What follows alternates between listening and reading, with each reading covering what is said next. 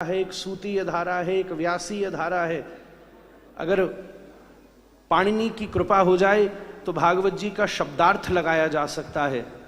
अगर टीकाओं की कृपा हो जाए, श्री बलदेव विद्याभूषण की कृपा हो जाए, श्री वीर राघव चरणपाद की कृपा हो जाए, श्री मधुसूदन सूरिपाद की कृपा हो जाए, श्री मधुसूदन गोस्वामी पाद की कृपा हो जाए, अगर श्री सुबोधनीकार की कृपा हो जाए तो भागवत का भावार्थ लग सकता है।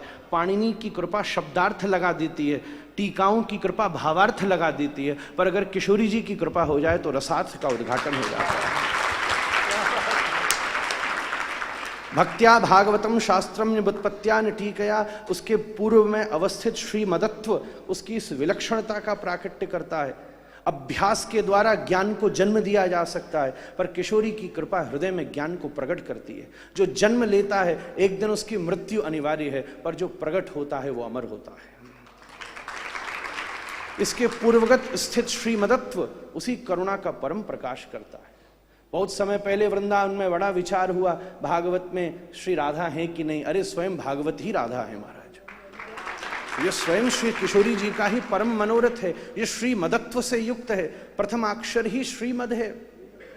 जैसे कोई यमुना में स्नान करती हुई देवी और किसी पथ के ऊपर चले तो उसकी नीबी के कोने के भाग से बिंदु बिंदु बिंदु बिंदु बिंदु बिंदु जल उसके पीछे निपतित होता चलता है। ऐसे ही जब श्री प्रिया जी श्री श्याम सुंदर के विरह समुद्र में स्निग्ध होती हुई श्री वृंदावन की बीथी में विचरण करती हैं, तब उनकी भी नीबी के आंचल के भाग से बिंदु बिंदु नहीं सप्त सप्त सिंधु निपतित होते हैं। वैदग्ध सिंधु, अनुराग रसैक सिंधु, वात्सल्य सिंधु, मृतक छविरूप सिंधु, श्री राधिका स्फुरतु में हृदय केली सिंधु। अभी एक पानी की बूंद धरती पर गिरे तो टकराती उच्छलित होती हुई सूक्ष्म बिंदुओं के रूप में आगे गिरती है, फिर उसमें पुनः सूक्ष्म बिंदु पुनः आगे गिरती हैं, फिर उसमें पुनः सूक्ष्म बिंदु पुनः आगे गिरती हैं। किशोरी जी से उछल करके वो रस गोपियों में आ गया, गोपियों के गमन से उछल करके वृंदावन की दूरबा में आ गया, उन दूरबा का आस्वादन करने से गैयाओं में आ गया, गैयाओं का दुग्धास्वादन करने से बहती हुई वही धारा आज श्री ठाकुर जी के इस निवास स्थान पर प्रकट हो रही है। ये भागवत की विलक्षण द्वितीय परंपरा का स्वरूप है, इसको छोटा नहीं समझिएगा। हम सबका सौभाग्य है, वेद से तो भगवान की स्तुति अनेकों बार सुनी है, वेद से स्तुति हुई है, आज वेद की स्तुति का आस्वादन कर रहे हैं। अतः मैं पहले तो गर्म हुआ था, फिर थोड़ा ठंडा हुआ, फिर थोड़ा जरूरत से ज्यादा गर्म हो गया आपके आने से, पर टाइम कम है। एक बात अंत में और कहूंगा, महाराज जी मेरे पास विराज रहे हैं। इस घर के दो उत्सव होते हैं और मुझे बड़ी प्रसन्नता है, क्योंकि मेरा ही घर है और भावनात्मक घर तो है ही है, पर रिश्तेदारी भी है हमारे। तो हम इंद्रेश जी के जीजा परिवार के आदमी हैं, तो थोड़ा और लड़के वाले थोड़ी ज्यादा अदब में आते हैं, इसलिए मैं थोड़ा ज्यादा सजा धजा आया हूं। तो इस घर के दो उत्सव हैं। श्री ठाकुर जी महाराज गुरु उत्सव मनाते हैं और उसके प्रसाद रूप में इंद्रेश जी महाराज गोविंद उत्सव मनाते हैं। हमारे श्री महाराज जी अपने गुरुदेव का ये उत्सव करते हैं और उसी गुरु की सेवा का प्रसाद श्री कृष्ण के स्वरूप की प्राप्ति है।